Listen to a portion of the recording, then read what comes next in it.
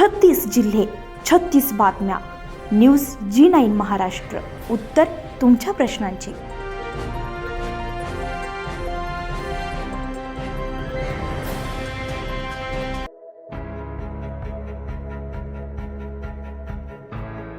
आविष्कार सेवाभावी बहुउद्देशीय प्रतिष्ठान छत्रपती संभाजीनगर अंतर्गत आविष्कार पोलीस मित्र आणि माहिती अधिकार आणि पत्रकार संरक्षण संघटना महाराष्ट्र राज्य प्रथम वर्धापन दिनानिमित्तानं विविध कार्यक्रमांचं आयोजन 29 एप्रिल 2026 रोजी बुधवारी सकाळी 11 वाजता टेकडी महादेव मंदिर धुळे सोलापूर हायवे येथे आयोजित करण्यात आलेले आहे. यावेळी धार्मिक, सामाजिक, राजकीय, पोलीस प्रशासन, पत्रकारिता, वैद्यकीय आदींसह विविध क्षेत्रातील उल्लेखनीय कामगिरी करणाऱ्या मान्यवरांचे प्रमुख पाहुण्यांच्या हस्ते गौरव पुरस्कार देऊन गौरवण्यात येणारे.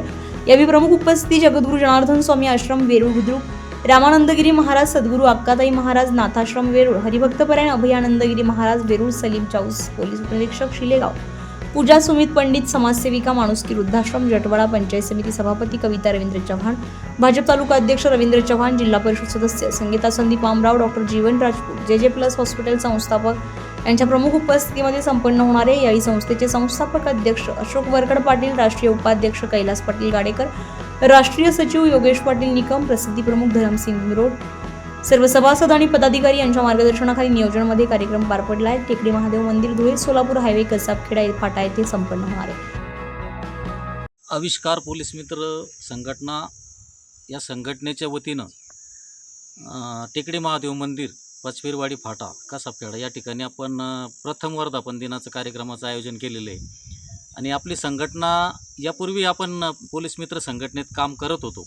यापूर्वी आपण वृक्षारोपण असेल, रक्तदान शिबिर असेल, सप्ताह किंवा तुमचे सण उत्सवाच्या काळामध्ये आपण पोलीस मित्र म्हणून त्या ठिकाणी कामं केलेली आहेत. आणि या संघटनेचा उद्देश पोलीस व नागरिक यांचा समन्वय साधणे आणि समाजासाठीच आपण त्या ठिकाणी या संघटनेनं खूप मोठं योगदान दिलेलं आहे. कोरोनाच्या काळातही आपण त्या ठिकाणी जवळजवळ 2200 प्रमाणपत्र, कोरोना योद्धा सन्मानपत्र आपण त्या ठिकाणी वितरित केले. पोलीस कर्मचारी, पोलीस अधिकारी कर्मचारी असतील, महावितरणचे कर्मचारी असतील, त्याचबरोबर आरोग्य विभागाचे डॉक्टर, नर्सेस असतील. आणि या सर्वांच्या माध्यमातून आपला एकच संदेश होता की आपणही समाजाची बांधिलकी त्या ठिकाणी आपण समाजाचं देणं लागतो, या दृष्टीनं आपण त्या ठिकाणी काम केलं. आणि संघटन हे नेहमी सक्रिय आहे पोलिसांच्यासाठी. रात्री तुम्ही कधीही बोलवा, त्या ठिकाणी आपण कुठल्याही प्रकारचं योगदान किंवा आपल्याला मानधन त्या ठिकाणी राज्य सरकारकडून किंवा कोणाकडून मिळत नाही, तरीसुद्धा पोलिसांच्या प्रेमापोटी आपण त्या ठिकाणी काम करतो. आणि प्रथम वर्धापन दिनाच्या निमित्तानं याही वेळेस आपण विविध क्षेत्रातील मान्यवरांचा गुणगौरव, वृक्षारोपण, लागवड, रक्तदान शिबिर अशा पद्धतीनं त्या ठिकाणी आपण 29/4/2026 वार बुधवार रोजी 11 वाजता या कार्यक्रमाचं नियोजन केलेलं आहे. त्या ठिकाणी आपण संघटनेच्या सर्व सभासद पदाधिकारी आपले त्या ठिकाणी असणार आहे. त्यांच्याही वतीनं आपण त्या ठिकाणी या कार्यक्रमाच्या नंतर भोजनाचा आपण त्या ठिकाणी कार्यक्रम ठेवलेला आहे. आणि राजकीय क्षेत्रातील असतील, सामाजिक क्षेत्रातील, आरोग्य क्षेत्रातील, तसेच पोलीस प्रशासनातीलही लोक त्या ठिकाणी अधिकारी काही येणार आहेत. आपण त्यांचाही त्या ठिकाणी गुणगौरव त्या ठिकाणी करणार आहोत.